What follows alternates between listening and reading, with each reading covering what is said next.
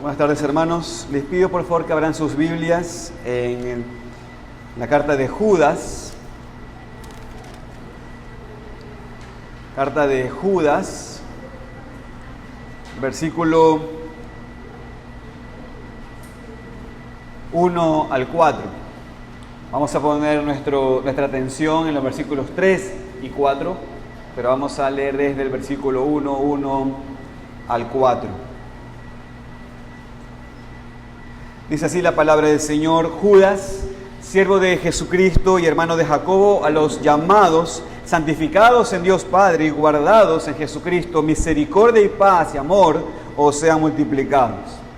Amados, por la gran solicitud que tenía de escribiros acerca de nuestra común salvación, me ha sido necesario escribiros exhortándoos que contendáis ardientemente por la fe que ha sido una vez dada a los santos, porque algunos hombres han entrado encubiertamente, los que desde antes habían sido destinados para esta condenación, hombres impíos que convierten en libertinaje la gracia de nuestro Dios y niegan al Dios único y soberano y a nuestro Señor Jesucristo.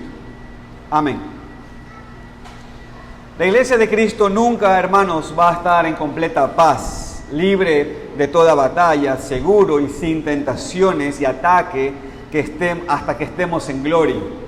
Y hermanos, tenemos que establecer esto de una manera muy clara en nuestras mentes, para que no nos sorprenda, para que no pensemos que tenemos derecho de vivir en paz, sin persecución, sin ataques de fuera, de dentro, en este mundo.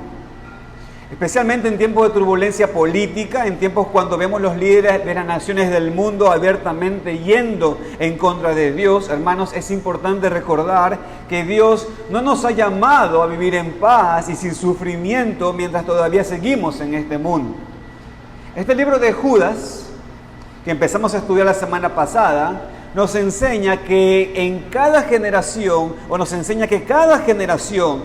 tiene como necesidad contender ardientemente por la fe que Dios ha dado a los santos.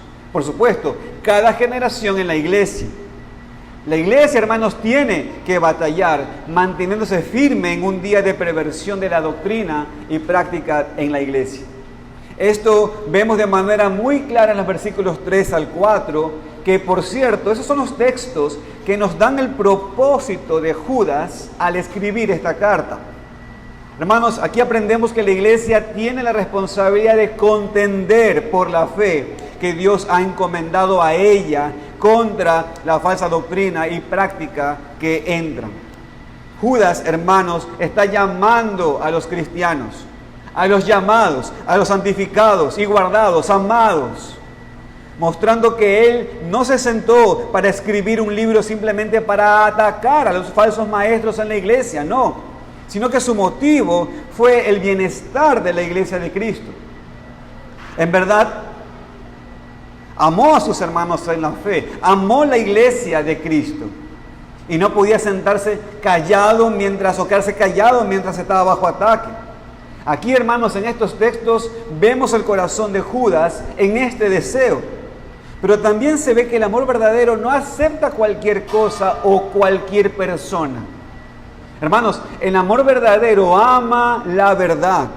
Y a veces, por amor a la verdad, por amor a Dios, amor a la iglesia, lo que se requiere, hermanos, es una confrontación. Es una defensa fuerte de la verdad y en contra del error, que es lo que tenemos en esta carta. Entonces, hermanos, hoy, estudiando estos dos versículos en donde Judas explica el propósito de su carta, aprendemos, y por cierto, esta es mi propuesta en esta predicación. Esto es lo que aprendemos, que la iglesia, hermanos, tiene la responsabilidad de contender por la fe que Dios ha encomendado a ella contra la falsa doctrina y práctica que entra. He titulado esta predicación, hermanos, Luchando por la Fe. Y bajo ese título quiero compartir 2 puntos con todos ustedes. En primer lugar, hermanos, tenemos la responsabilidad de la iglesia en cada generación que tiene que contender por la fe. Pero en segundo lugar, hermanos, la responsabilidad de la iglesia en cada generación, hermanos, es protegerla contra la falsa doctrina y práctica que entra. Luego de eso, hermanos, quiero dar unas aplicaciones y conclusión con respecto a este mensaje. Así que oremos, hermanos, para que el Señor nos guíe en esta tarde. Oremos. Bendito Dios, gracias Padre por darnos este tiempo particular para con nuestra iglesia, en darnos la enseñanza en la escuela bíblica con respecto a lo que son falsas enseñanzas, falsas doctrinas, herejías, sectas. Y ahora tener, Señor, este llamado que está en las Escrituras de que contengamos por la fe, de que estemos batallando, luchando. Y mi Dios, yo te ruego, Padre, que tú nos ayudes a que veamos este compromiso. Y que este compromiso no se trata solamente de hacer manifestaciones públicas en contra del error o de la práctica doctrinal, sino también, Señor, que veamos que es necesario que cada uno de nosotros, tus hijos, aprendamos a madurar, y eso significa, Señor, aprendamos a crecer en el conocimiento y la gracia de nuestro Señor Jesucristo. Que aprendamos, Señor, a crecer en tu palabra y en amor, para que podamos contender de una manera evangélica. Señor, guíanos, te lo rogamos en esta tarde. Te pedimos esto en el nombre de Cristo Jesús. Amén. En primer lugar, hermanos, vamos a ver aquí la responsabilidad de la iglesia en cada generación es contender por la fe. Judas dice en el versículo 3, fíjense: amados, por la gran solicitud que tenía de escribiros acerca de nuestra común salvación, me ha sido necesario escribiros, exhortándoos que contendáis ardientemente por la fe que ha sido dada una vez dada a los santos. El mandamiento, hermanos, aquí es contender. Pero primero debemos ver la importancia de que Judas escribe aquí en esta carta. En primer lugar, aunque el griego puede ser un poco difícil aquí, parece que Judas tenía en mente originalmente escribir otro tipo de carta. Una en la cual él iba a hablar de nuestra común salvación, así como comienza la frase, ¿no? Parece que tenía un deseo de hacerlo, iba a hacerlo con gran solicitud, pero se dio cuenta que algo había que hacer diferente, algo más importante. Escribir la carta que ahora tenemos en nuestras Biblias. La exhortación a la iglesia a contender ardientemente por la fe. Lo que Judas escribe aquí entonces es muy importante porque, hermanos, es interesante porque parecería que no fue su intención original, pero Dios intervino. Vemos entonces, hermanos, aquí la providencia de Dios. Vemos aquí, hermanos, la inspiración directa del Señor hacia este hombre, en este libro, en esta parte de la palabra de Dios. Es exactamente como leemos de Pedro en su segunda carta, en el capítulo 1, cuando él dice que los santos hombres de Dios hablaron siendo inspirados por el Espíritu Santo. Y tal vez sí entendemos que Dios inspiró a los hombres mientras escribían, pero aquí vemos que hasta Dios estaba obrando en cuanto al deseo, en cuanto al tema de lo que se iba a escribir. Entonces, Judas quería hablar de la común salvación, algo tal vez más algo que anime más a la iglesia a lo mejor, pero se encontró bajo la compulsión de escribir a la iglesia que contendiera, que batallara ardientemente por la fe. Ahora, en lo que escribe en esta carta, debido a esta compulsión, a esta guía de Dios, no vemos sugerencias. No vemos nada ligero, de hecho, enfatiza, me ha sido necesario escribiros. Y después dice que ha sido necesario escribirlos exhortándolos. Es una palabra usada en el Nuevo Testamento para hablar de una instrucción formal, dar una instrucción, moral. Muchas veces esta palabra se traduce como ruego. Por ejemplo, en Romanos capítulo 12, versículo 1, usted conoce ese texto que dice: así que, hermanos, os ruego por las misericordias de Dios que presentéis vuestros cuerpos en sacrificio vivo, santo, agradable a Dios, que es vuestro culto racional. Bueno, es una palabra que no solamente se refiere a instrucción, sino a enseñar verdades con la intención de que haya cambios. que la persona obedezca. ¿Por qué? Porque es algo importante lo que tiene que decir. Entonces la pregunta aquí es, ¿qué es lo que Judas exhorta entonces a la iglesia? ¿Cuál es la exhortación según el versículo 3? Dice que contiendan ardientemente. Esa es la exhortación. Esta frase, hermanos, se traduce en una sola palabra en griego que significa luchar. Usted dice, sí, claro, es obvio, sí, pero el énfasis aquí es que tiene que ver con una lucha en un sentido fuerte. Es la palabra que se usaba en un contexto atlético, hablando de hacer algo con toda la energía posible, algo con todas las fuerzas.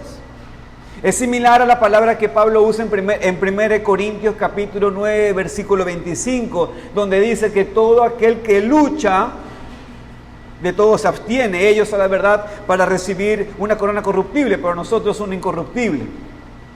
Ahora, a veces también se usaba en un contexto militar esta palabra, igual con la idea de luchar con todas las fuerzas intensamente. Por ejemplo, Pablo dice en 1 Timoteo capítulo 6, versículo 12, pelea la buena batalla de la fe.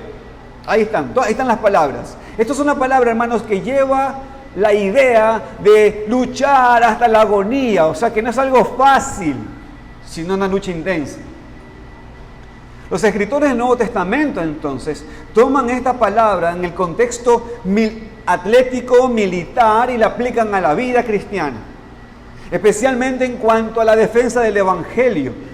No es solamente pelear la buena batalla, sino pelear la buena batalla de la fe. Hay un énfasis allí. Cuando Pablo habla del fin de su vida, dice que lo ha hecho. Y dice que él ha peleado la buena batalla. Esto, hermanos, es lo que Judas quiere comunicaros aquí también. Que este problema de las perversiones doctrinales y prácticas entrando a la iglesia no era algo, hermanos, que se podía ignorar esperando que se resolviera por sí solo. No, hermanos.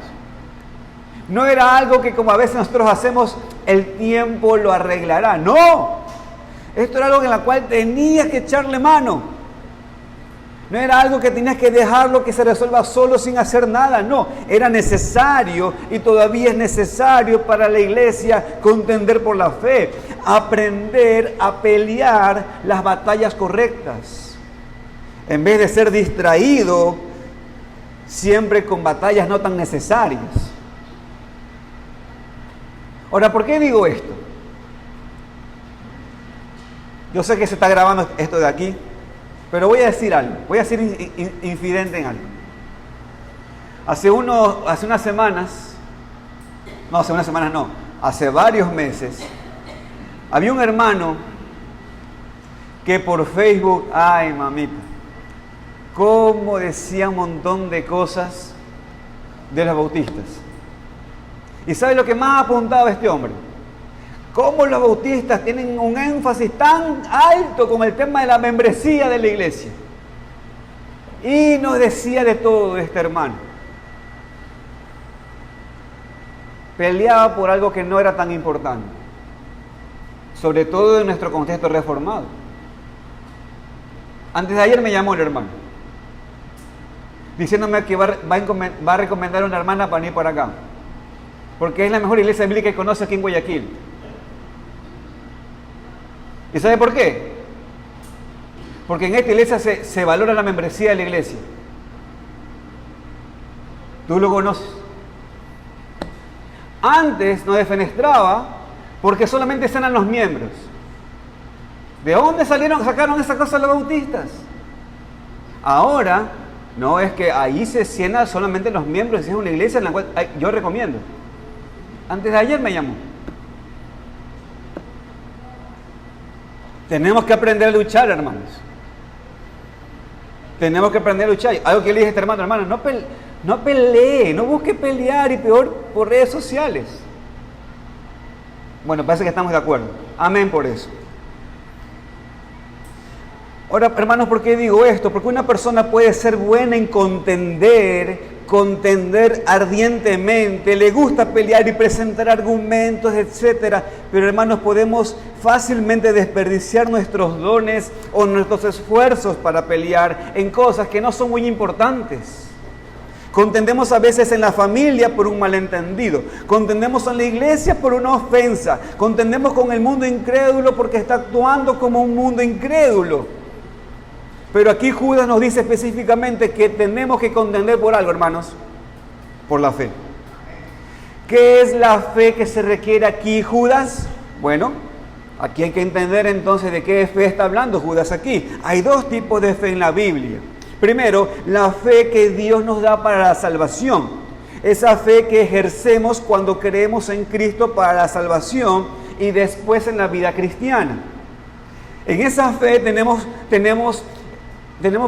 que creer aún en situaciones difíciles porque tiene que ver con Cristo. Andamos por fe y no por vista. Pero hermanos, esa no es la fe que Judas se está refiriendo aquí. Porque la Biblia también usa la palabra fe, hermanos, como el cuerpo de doctrina en cuanto a la verdad cristiana. Fe también muchas veces tiene que ver entonces con ese depósito de lo que es la buena doctrina que hemos recibido de Cristo y de los apóstoles. Escrito y preservado obviamente en la santa palabra de Dios. Es decir, hermanos, escúchame, no es tu fe, es la fe que ha sido dada a los cristianos, lo que creemos. Es como cuando hablamos de la fe cristiana, de lo que creemos. Es ese conjunto de doctrinas que se resumen en toda la Biblia. Esto es lo que está bajo ataque en los días de Judas y sigue estando bajo ataque el día de hoy. Nunca ha habido un momento en la historia de la iglesia cuando no ha estado bajo ataque, pero hermanos, hay momentos cuando está más bajo ataque que otros, como en los tiempos de Judas y como también suele pasar en nuestros tiempos. Hermanos, lo que Judas llama a la iglesia a hacer en cada generación es contender en agonía con todo nuestro ser por la preservación de la sana doctrina, por la preservación del evangelio, en contra de las perversiones que intentan entrar en la iglesia y cambiar el mensaje de la salvación o cambiar la práctica de la salvación. Hermanos, leemos de la fe en este contexto en Hechos 6, cuando dice, escuchen, crecía la palabra del Señor y el número de los discípulos se multiplicaban grandemente en Jerusalén. También muchos de los sacerdotes obedecían a la fe. O sea, se entregaban a ese cuerpo de doctrina presentada por Cristo y sus apóstoles. En Efesios 4 leemos de un Señor, una fe, un cuerpo de doctrina, un bautismo. Y en Filipenses somos mandados a estar firmes en un mismo espíritu, combatiendo unánimes por la fe del Evangelio. Pablo habla de la forma de doctrina que fue entregado cuando le escribe a los romanos. Hermanos, es lo que Cristo enseñó, lo que los apóstoles recibieron y lo que los apóstoles enseñaron. Es esa tradición que ha sido pasado de generación en generación a través de los siglos. Nosotros lo tenemos ahora en formas de credos, en forma de confesiones de fe de iglesia. Fíjense, hermanos, y esto quiero tomar la atención de todos. Los más antiguos saben lo que voy a decir. Los que nos están conociendo puede ser algo nuevo y escúcheme con atención. Fíjense, hermanos, que la tradición no es nada malo. La tradición en sí misma no es mala. Lo malo son las malas tradiciones. Y peor que esas malas tradiciones lleguen a convertirse en autoridad, así como la Biblia, o ubicarse por encima de la Biblia. Pero hermanos, lo que tenemos escrito en la Biblia es la tradición de Cristo. Es la tradición de los apóstoles. No una tradición humana, sino la palabra inspirada de Dios que ha sido transmitido fielmente en cada generación de la iglesia del Nuevo Testamento. Entonces, como ya dije, el problema es alzar la tradición humana arriba de la tradición bíblica, arriba de lo que es la doctrina, de lo que es la fe, lo que es ese cuerpo de doctrina que Dios ha preservado en su palabra. Le voy a dar un ejemplo. ¿Sabe quiénes hacían eso? Por ejemplo, los judíos. Los judíos hacían esto guiados por los fariseos. Cristo los confronta.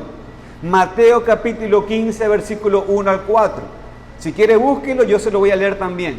El texto dice: entonces se acercaron a Jesús ciertos escribas y fariseos de Jerusalén diciendo: ¿por qué tus discípulos quebrantan, escuchen, la tradición de los ancianos? Porque no se lavan las manos cuando comen pan. Respondiendo él les dijo: ¿por qué también vosotros quebrantáis el mandamiento de Dios por vuestra tradición? Porque Dios mandó diciendo: honra a tu padre y a tu madre, y el que maldiga padre y madre muere irremisiblemente. Pero ustedes sostienen una tradición de ancianos que no tiene nada que ver con el mandamiento de Dios. Es por eso, hermanos, que la palabra tradición suena como algo malo en nuestras mentes. Y claro, eso sucede porque la iglesia papista también habla de su tradición, pero lo pone al mismo nivel de la palabra de Dios. Pero cuando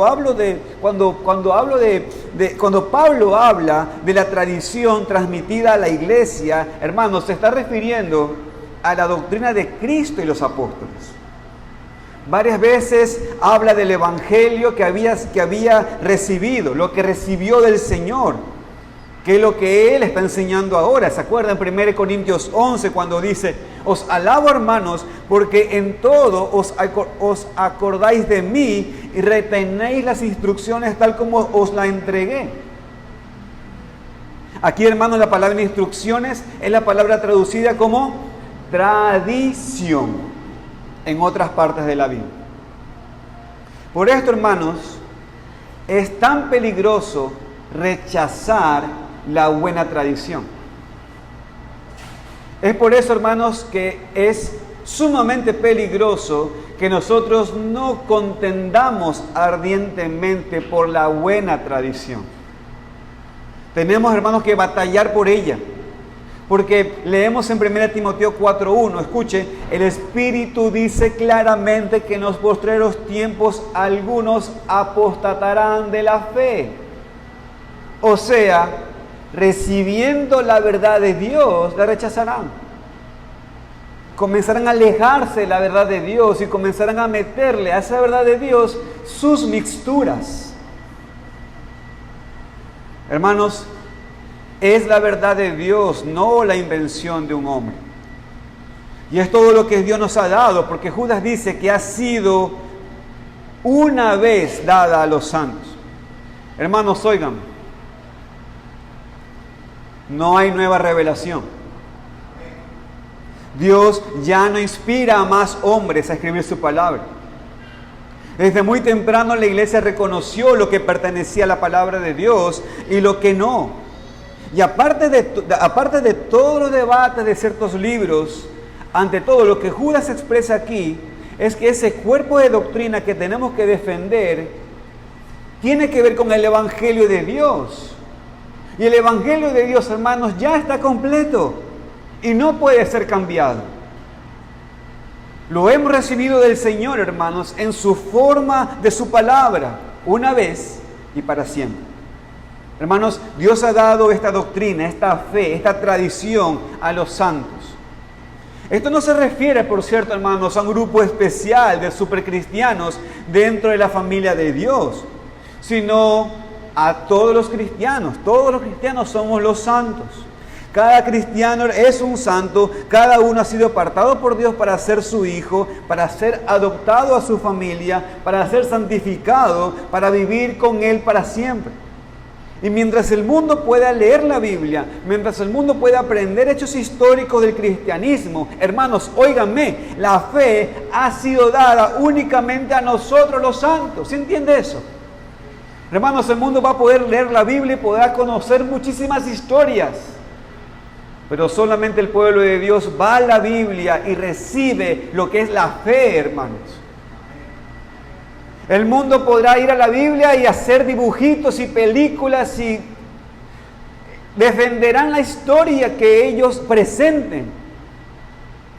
Pero solamente a nosotros se nos ha revelado el mensaje de esas historias. Y eso, hermanos, nosotros tenemos que defender. Tenemos que defender la verdad que hemos recibido. Entonces, hermanos, quiero que entiendan la responsabilidad que tenemos. Es un privilegio, es una enorme responsabilidad el hecho de que contendamos ardientemente por la fe que ha sido dada una vez a los santos. Entonces, vemos que la responsabilidad de la iglesia en cada generación es luchar por la fe. Por eso Judas escribió este libro. Hermanos, él sentía la urgencia de comunicar este mensaje a la iglesia en su día. Y el mensaje, hermanos, es el mismo para nosotros. Por favor, hermanos, en la mañana no se sienta tan cómodo y se sienta allí con su canguil mental, porque no trae canguil, yo sé que no trae canguil, pero no se sienta allí con su canguil mental y su cafecito y riéndose y burlándose de cada uno de los que Juan e Iván cuentan. Hermanos, no se descuide porque muchas de esas cosas nosotros las practicamos. Y tenemos que luchar contra nosotros y tenemos que luchar que esas cosas no se filtren en nuestra iglesia.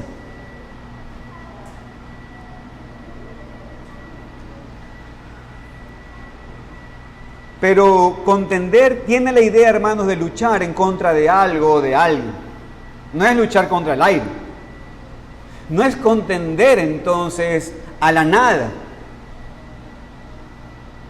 Es contender contra un enemigo invisible.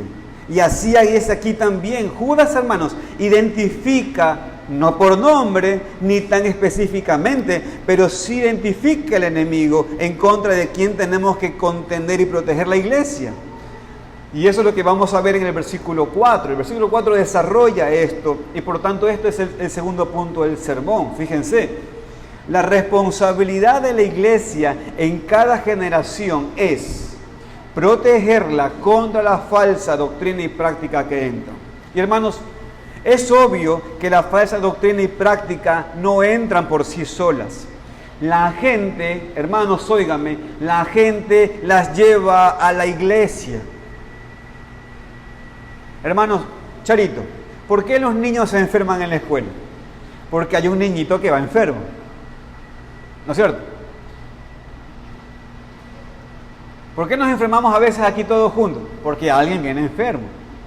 Y no digo que esté mal que venga, Siempre hemos dicho, venga, pero protéjase, para que nos cuide. ¿Estamos de acuerdo? Bien, pero venga. Ahora, esto es algo que tenemos que entender, hermanos, óigame. La falsa doctrina y la falsa práctica, la gente la mete. Por eso Judas nos da algunas descripciones de estos hombres que estaban metiendo estas perversiones a la iglesia de Cristo en ese tiempo, como siguen haciendo a través de los siglos. ¿Cómo son estos hombres? Dice primero que estos hombres, algunos hombres, dice que han entrado, ¿cómo? Encubiertamente. Habían invadido la iglesia. Ahora, óigame, no se refiere a los impíos del mundo, personas fuera de la iglesia que quieren destruirla, no. Aquí se refiere a personas ya dentro de la iglesia, parte de la iglesia, en la iglesia. Ellos habían entrado sin ser sospechados. Todos los vieron como hermanos en Cristo, como cualquier otro, pero habían entrado con la intención de hacer las cosas que Judas describe aquí más adelante en el resto del libro. ¿Qué cosa? Meter perversiones de doctrina y meter perversiones de práctica en la iglesia. Muchas veces los falsos maestros hacen eso. Claro, no entran proclamando su falsa doctrina, entran hablando como todos los demás, ¿no es cierto? Y después, muy sutilmente, empiezan a hablar con otros y meten sus falsas ideas de manera escondida. Pero no solamente falsos maestros, hablando de aquellos que quieren entrar a la iglesia y enseñar públicamente falsa doctrina. Hermanos, también veremos que estas personas estaban viviendo en contra de la gracia de Dios. Era su práctica y no solamente su doctrina la que afectaba a la iglesia. Hermanos, esto es muy importante, tener cuidado con los que entran en la iglesia. Es por eso que usted para entrar tiene que tocar el timbre. No es el punto. Pero tenemos que entender, hermanos, que es muy importante tener cuidado con los que entran en la iglesia. Ahora, por supuesto, no sospechar de todos para nada, pero hermanos, tenemos que estar muy vigilantes. No todo el que dice Señor, Señor. Muy pronto estudiaremos, hermanos, la carta de Tito. Pero por lo pronto recordemos algo que dice Pablo a Tito. Dice que los ancianos deben exhortar con sana enseñanza y convencer a los que contradicen, porque aún hay muchos contumaces, habladores de vanidades, engañadores. Por eso tenemos un proceso aquí de membresía, hermanos, por ejemplo. Puede parecer algo tedioso, es verdad, toma tiempo, sí, pero queremos tener la confianza, hermanos, que conocemos a las personas y que nos conocen a nosotros antes de meterlos dentro de la membresía de la iglesia. Ahora, hermanos, tampoco es garantía de nada, por supuesto. Pero un proceso correcto protege a la iglesia en vez de simplemente decir que todos son miembros que asisten o que han sido bautizados. Pero, hermanos, aunque estos hombres entraron encubiertamente a la iglesia sin ser sospechados por otros, hermanos, Dios sí sabía quiénes eran.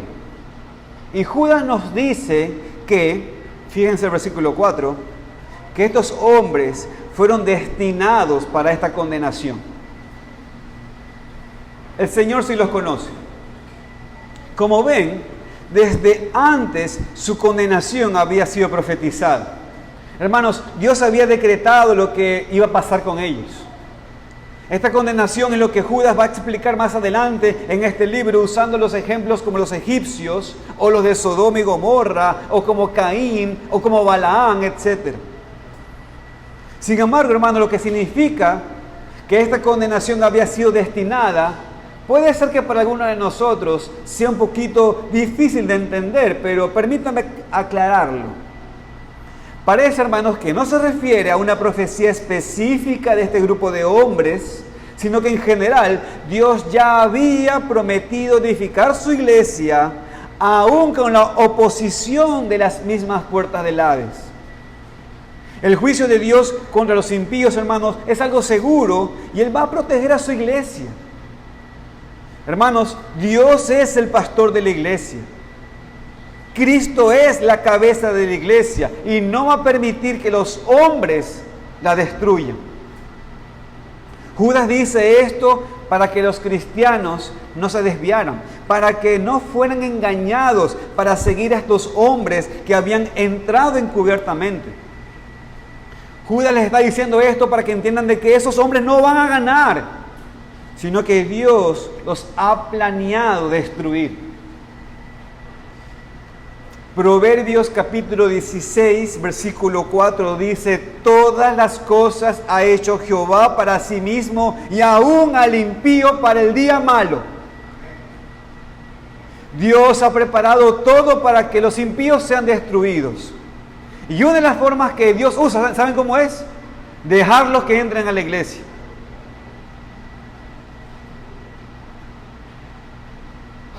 Para que se rebelen aún más. Dios ha preparado todo para que los impíos sean destruidos conforme a su pecado y rebeldía en contra de Él. Aun cuando estamos batallando en contra de ellos en la iglesia y hay mucho peligro, podemos confiar en el hecho de que estos hombres han sido destinados para la condenación por el Dios omnipotente. Juan en un momento dice: estaban entre nosotros, pero no eran de nosotros. Y no está hablando de la iglesia local, hermanos. Por favor, no vaya a pensar, el hermano que se fue, entonces... No, hermano, no. No está hablando de la iglesia local, está hablando de la iglesia de Cristo, la iglesia universal. Ahora, después Judas habla de estos hombres como hombres impíos. Dice que aunque entraron a la iglesia y fingieron ser hombres que siguen a Dios, dice que ellos no le temen, no le obedecen. El término impío o injusto es tan común en la Biblia que a lo mejor ha perdido su impacto cuando lo escuchamos o lo leemos. En verdad, hermano, le voy a decir un secreto. Yo siempre usé la palabra incrédulo hasta que conocí a Miguel. Miguel usa la palabra impío cuando habla de los incrédulos. Y ahí me enseñó. Pero yo siempre usé la palabra incrédulo, no, él dice impío. Bueno, es lo que dice la Biblia. Pero esto es algo serio, hermanos. A veces nos impacta, pero es verdad. Pablo dice en 1 Corintios 9 que los injustos no heredarán el reino de Dios. En este mismo libro, Judas, en el versículo 14 y 15, Judas habla de manera explícita de lo que le va a pasar a los impíos. Vaya conmigo, por favor, los versículos 14 y 15 de Judas. Mire lo que dice el texto. De estos hombres profetizó Enoc, séptimo desde Adán, diciendo: he aquí, vino el Señor con sus santas decenas de millares para hacer juicio contra todos y dejar convictos a todos los impíos de todas sus obras impías que han hecho impíamente y de todas las cosas duras que los pecadores impíos han hablado en contra de él. En 2 de Pedro leemos esto: pero los cielos y la tierra que existen ahora están reservados por la misma palabra, guardados para el fuego en el día del juicio y la perdición de los hombres impíos. Ahí vemos, hermanos, la condenación que Dios tiene destinada a estos impíos. ¿Y saben qué, hermanos? La merecen. Porque los impíos viven como si Dios no existiera. No le obedecen ni piensan en Él en sus vidas, en sus decisiones, en sus acciones. Muchos de ellos niegan su existencia a veces. Y por eso viven así, sin pensar en Él. Pero tal vez lo más fuerte es cuando personas aceptan que Dios es real, pero no cambian su vida. Viven como si Dios no fuera real, como si no existiera. Así que yo te pregunto a ti, escúchame, ¿tú cómo vives? ¿Tú vives como si Dios fuera real? ¿Tú vives como Dios, que es tu creador? ¿Tú vives en el pensamiento de que Dios es tu Dios soberano? ¿O vives como si Él no existiera? ¿Eres justo ante Él o eres injusto? Mi querido amigo y amiga, no tenemos justicia en nosotros mismos. De hecho, el cristiano ha recibido la justicia de Cristo. Su perfección no lo salva, la del cristiano no lo salva. Lo que lo salva es la vida y la muerte de Jesucristo, y que ese beneficio ha sido puesto sobre esos hombres, sobre los cristianos. Pero Judas, hermanos, no dice simplemente que estos hombres son impíos, sino que entra en más detalle. Mira el texto, versículo 4. Dice: hombres impíos que convierten en libertinaje la gracia de nuestro Dios. Hermanos, esto es un tema muy serio. Esto es un tema muy serio. Porque aquí es donde se decanta el tema. En el libertinaje.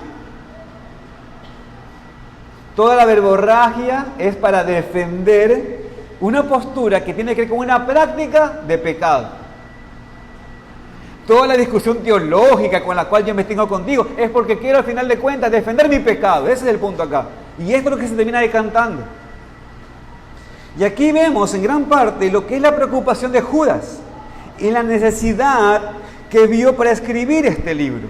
Hermanos, estos hombres impíos habían entrado secretamente, encubiertamente, y lo que estaban haciendo fue cambiar la definición, o más bien cambiar la práctica de la gracia en la iglesia local. Y hermanos, eso es muy peligroso, porque la gracia de Dios, hermanos, es la base de la vida cristiana. Y es lo que Dios ha hecho en nosotros por medio de Cristo para salvarnos, para perdonar nuestros pecados y recibirnos a su familia.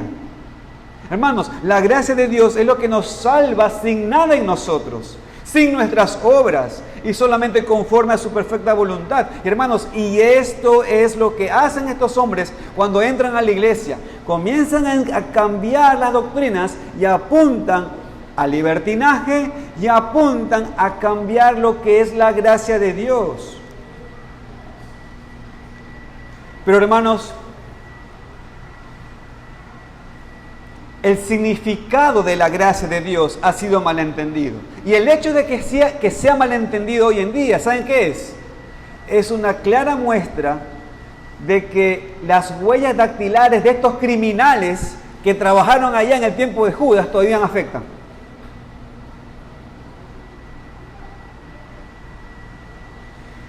El significado de la gracia de Dios ha sido malentendido. Primero, en cuanto a la salvación. Escúchenme, hermano. ¿Usted ha prestado mucha atención a las enseñanzas de Juan e Iván en la mañana? Escúchenme.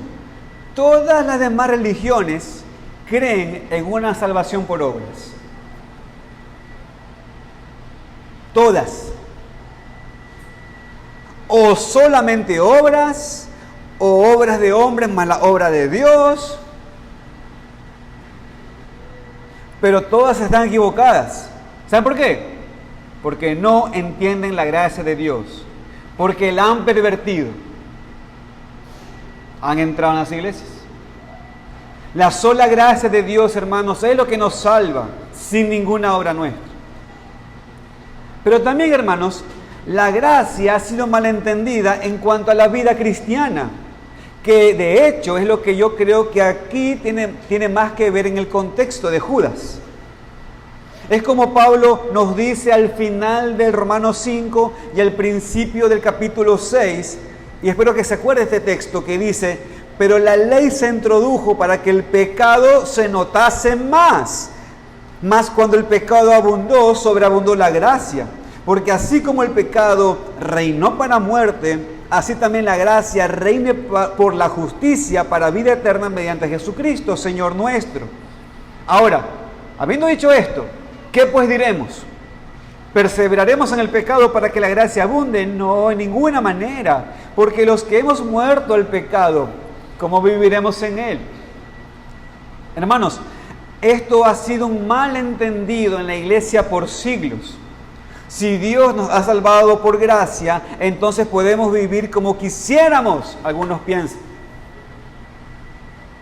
Algunos supuestos cristianos, personas en la iglesia, por lo menos malentienden la gracia de Dios y piensan que significa que no están bajo ninguna ley para nada y que no hay ninguna regla o que no hay ningún mandamiento al cual tienen que obedecer. Pero hermanos, eso no es gracia, eso es libertinaje. No, pero vivimos en la gracia, ahora yo puedo vivir bajo mi libertad de conciencia, mi libertad cristiana. Y mi querido amigo y amiga, la gracia de Dios es que nos sujetamos únicamente a la ley de Dios y a esa sabiduría que Dios la da en las Escrituras. Y de hecho, hasta tú quedas libre hasta de tu propia ley que tú mismo te creas. Tú quedas libre incluso hasta de tu propia imaginación de las reglas de Dios. Porque muchos dicen, no, es que esa es mi conciencia. Tu conciencia, si es la verdadera conciencia, es justamente la conciencia que Dios te dio. ¿Y sabes cuál es la conciencia que Dios te dio? ¿Saben en qué está basada la conciencia que Dios te dio? En su ley. Así que cuando tú dices mi conciencia, debería estar en consonancia con la ley de Dios. Entonces, cuando Dios nos ha hecho libres justamente incluso hasta ser libertados de mi propia imaginación de lo que son los 10 mandamientos. Así que, amigo y amiga, la gracia de Dios es que nos sujetemos a su ley y a su sabiduría que viene por medio de las Escrituras y, hermanos, y que se desarrolla por medio de la predicación en las iglesias locales. Y esto, hermanos, quiero enfatizarlo porque muchos creen tener una libertad cristiana a punta de libros o a punta de instrucciones que no tienen que ver con su iglesia local.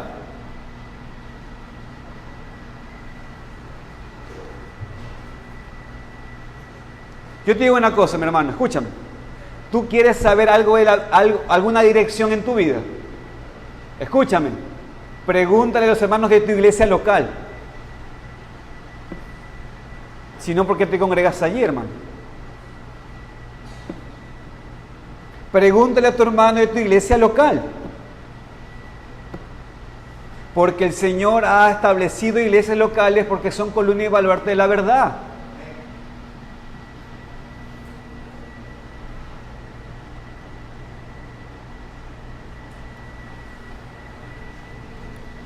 La gracia de Dios es que nos sujetamos únicamente a la ley de Dios, a su sabiduría que está desarrollada en las Escrituras y que las iglesias locales proclaman, tanto en sus estatutos como también en su consejo. Pero volviendo al caso específico de Judas, este libertinaje tenía que ver con la impureza sexual, tiene que ver con la lascivia. Este es el contexto en que normalmente esta palabra traducida libertinaje es usada. Lascivia. Sería el sinónimo, por ejemplo, que encontramos en Gálatas capítulo 5, versículo 19 y en Efesios 4, 19. Y Judas, hermanos, va a mencionar este tema del pecado sexual en estas personas varias veces en esta carta. En general, hermanos, es lo que vemos en el libertinaje. Cuando una persona malentiende lo que es la gracia de Dios y vive como quiera, ha caído en este error. ¿Sabe cómo rápidamente se ve? Son personas que viven en la carne. Aunque en Gálatas y en Romanos leemos que si tenemos el Espíritu no podemos vivir en la carne, podemos caer en pecado, pero también podemos luchar contra la carne. Y hermanos, una de las mayores manifestaciones de estos hombres que quieren defender la verdad de Dios e intentan discutir, tiene que ver con establecer doctrinas que defienden su lascivia. Ese es el fin. ¿Usted vio el video del mormón?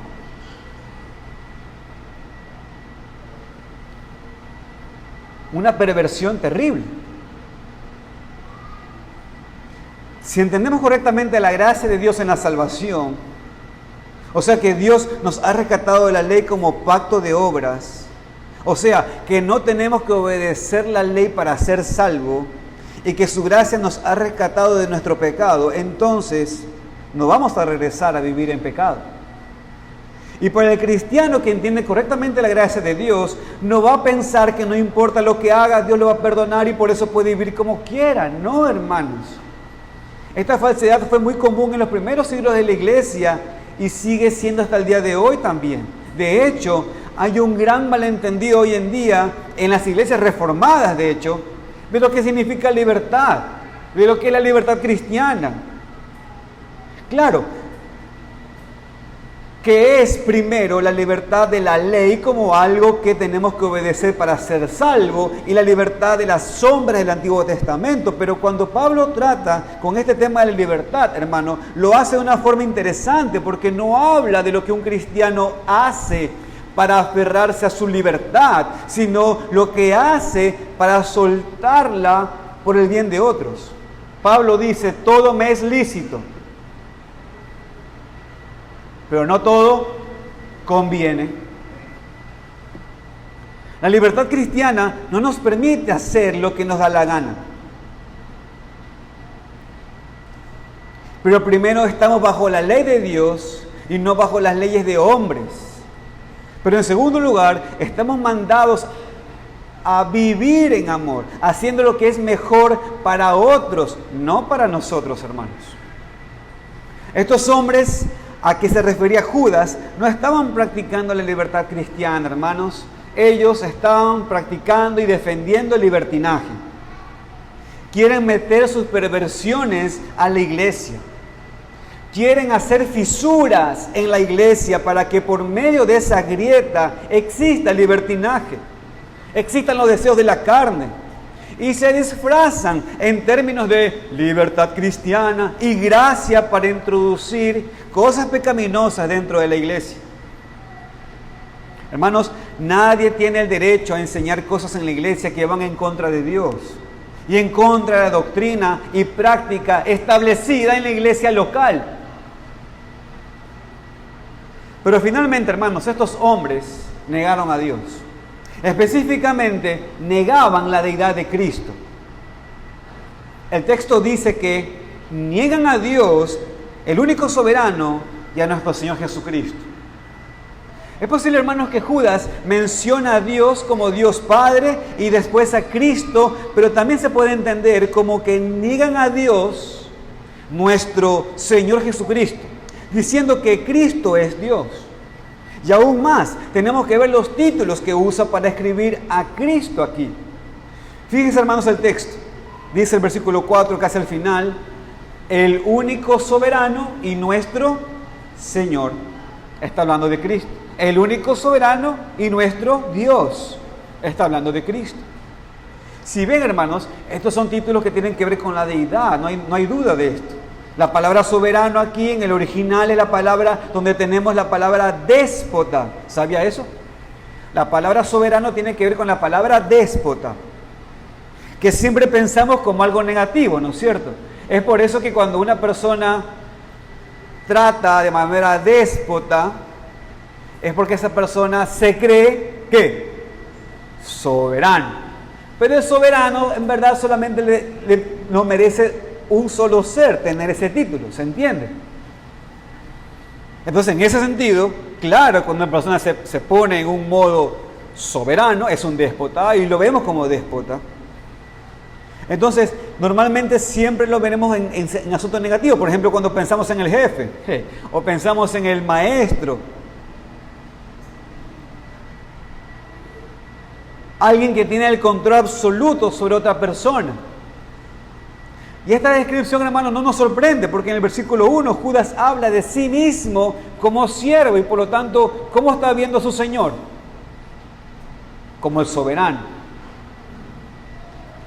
Pero por otro lado, también tenemos la palabra aquí, Señor, que es un título, otra vez, es un título de deidad, un título usado por Dios.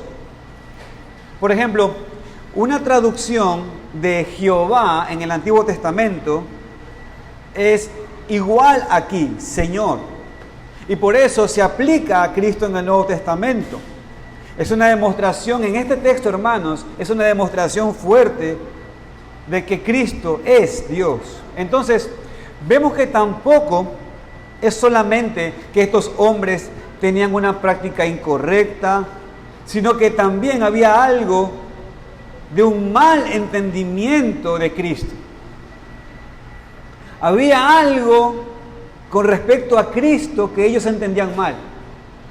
Y por eso, mis queridos hermanos, óigame, es por eso que usted tiene que entender que cuando una persona dice, yo creo en Cristo, tenemos que preguntar, pero ¿cuál Cristo? Porque hay muchos Cristos. ¿Tú crees en el Cristo de las Escrituras? Sí, pero ¿cuál? ¿Tú crees en el Cristo que es el único soberano, que es Dios? Y ahí comienzan a marcar la diferencia. Hermanos, estos hombres tenían un entendimiento incorrecto de Cristo. Y obviamente un mal entendimiento de la deidad o la humanidad de Cristo, hermanos, tiende a ser la base de todas las herejías. En este sentido, hermanos, tenemos que estudiar y tenemos que entender bien la doctrina para no desviarnos entonces de estas verdades. Permítanme, hermanos, darles una aplicación. Escuchen, la iglesia, mis queridos hermanos, tiene la responsabilidad de luchar por la fe que Dios ha encomendado a ella contra la falsa doctrina y práctica que entra. Y sí entran, hermanos, escúcheme, sí entran. Entran personas con doctrinas equivocadas y con prácticas torcidas. Entran a propósito para sembrar su falsa doctrina. Entran a propósito para cambiar la iglesia. Hermanos, entran a propósito para que ellos sean exaltados como líderes. Y como siempre decimos, hermanos, todos están bienvenidos a asistir a la iglesia, pero debemos tener cuidado con personas que vienen escuchando lo que dicen con discernimiento. Y debemos tener cuidado en cuanto a la membresía de la iglesia y aún más con los que llegan a ser líderes en la iglesia. Por eso tenemos, hermanos, los procesos que tenemos para la protección de la iglesia local, porque muchos tuercen la doctrina de la gracia. Hay mucho libertinaje, hermanos, en la iglesia de Cristo hoy en día. Muchos hablan de la gracia, muchos hablan de alejarse del legalismo. Pero la gracia de Dios, hermanos, incluye la obediencia. La gracia de Dios en la vida cristiana es para que lo obedezcamos, no para que viviéramos como quisiéramos. Hay tantos mandamientos de Dios, hermanos, en el Nuevo Testamento para los cristianos, que es difícil entender cómo algunos pueden pensar que es legalismo seguir reglas. Que la gracia significa que no hay mandamientos para nosotros. Nada que ver, hermanos. Pero todos esos mandamientos, hermanos, tienen que ver con una cosa: amar a Dios. Hermanos, que nosotros no caigamos en este error.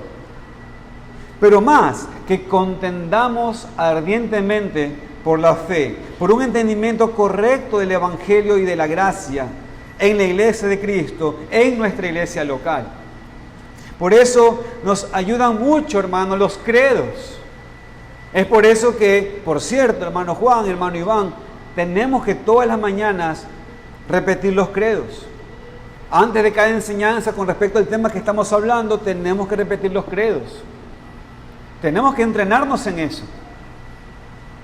Es por eso, hermanos, que tenemos que conocerlos y tenemos que expresarlos, porque tiene que ver con la fe cristiana. Los credos son, hermanos, los resúmenes de nuestra fe. Y sí, son esenciales. Si alguien te pregunta, ¿en qué crees? ¿Qué vas a hacer? ¿Qué le vas a decir? ¿Le vas a citar Génesis 1:1 hasta Apocalipsis 22:21? ¿Ya te sabes Judas, por cierto? Me acordé de, ¿ya te sabes la memorización de Judas? Bueno, vas bien. Pero ahora de Génesis 1 a Apocalipsis 22:21 te falta. Entonces cuando te preguntan, ¿en qué tú crees? Te explico. En el principio Dios creó los cielos y la tierra estaba desordenada y vacía. Así vas a comenzar hasta el último versículo. Vas a tener que decir el resumen de la Escritura. ¿Y con respecto a qué puntualmente? De Cristo. De Cristo, porque la Biblia habla de ¿quién? De Él. Así que un buen primer credo para poder decir que lo que crees es el credo de los apóstoles, por ejemplo. Esto es lo que hacen los credos. Pero mejor, son resúmenes escritos, hermanos, por hombres de Dios en el pasado, escúcheme, que han sido aprobados y usados en la iglesia por siglos. Son los llamados la buena tradición. Nos ayudan a estar seguros que tenemos la fe una vez dada a los santos para que podamos contender por ella. Entonces, quiero terminar con dos preguntas, hermanos. En primer lugar, ¿tienes la fe? La fe, o sea, la creencia correcta de la salvación, del Evangelio de Dios. Es lo que estudiamos los domingos, es lo que decimos en los credos, lo que aprendemos en las predicaciones, lo que nos define como iglesia con la confesión y los catecismos. Y hermanos, tenemos que dar gracias al Señor, que no hemos inventado nada, no hemos buscado novedades. Tenemos la confianza, que tenemos la fe que Dios ha dado una vez a los santos. Y por eso, hermanos, contendamos por ella, luchemos por ella, sin ninguna vergüenza, contendamos ardientemente por ella, para protegerla en contra de la falsa doctrina y prácticas que entran. Pero, hermanos, de vuelta quiero decirles, no quiero que ahora tome su TikTok, tome su Instagram, tome su red social y comience a dar bala a todo el mundo. No, hermano. No. Esto tiene que ver con nuestra iglesia local. Peleemos la buena batalla ardientemente contra las herejías y contra las malas prácticas en nuestra iglesia local. Así que ahí sí, por ejemplo, en el canal de YouTube, en una de las doctrinas de nuestra iglesia, cuando le den bala a mi hermano Iván o a Juan, porque ellos están enseñando la doctrina, entre ahí, hermano, y diga, escriba, defienda la doctrina, porque tiene que ver con nuestra iglesia. Pero la segunda pregunta que quería hacer es esta, de vuelta. ¿Esta fe la tienes tú? Aquí en la iglesia tenemos la fe, lo que dice Dios, pero la pregunta es, tú de manera individual, ¿tú tienes esa fe? ¿Crees tú en Cristo como tu único Señor y Salvador de tus pecados? ¿Crees en la fe, en la doctrina, en la práctica que Dios nos ha dado? Hermanos, escuchen, amigos, escuchen, no ayuda mucho si la iglesia a que tú asistes tiene la fe y la defiende, si no es tu creencia personal. Tú tienes que tener la fe. Así que en este sentido, óigame algo que los católicos aborrecían muchísimo, que ellos pensaban que los cristianos tenían 5 siglos atrás. Escúchame. Ten fe en la fe. ¿Qué quiero decir con esto? Pon tu fe en el cuerpo de doctrina que Dios ha dado en Cristo y que Cristo ha dejado a sus apóstoles y profetas, del cual proceden todo ese cuerpo de doctrina que se le ha dado a los santos. Cree en lo que Dios ha dicho y búscale en arrepentimiento por tu salvación. Hermanos, que el Señor nos ayude a creer en la fe que una vez ha sido dada a los santos y después luchar, contender ardientemente por ella. Conclusión, hermanos, la iglesia tiene la responsabilidad de contender por la fe que Dios ha encomendado a ella en contra de la falsa doctrina y práctica que entra. Amén. Amén. Que el Señor, hermanos, nos bendiga con su palabra. Vamos a orar.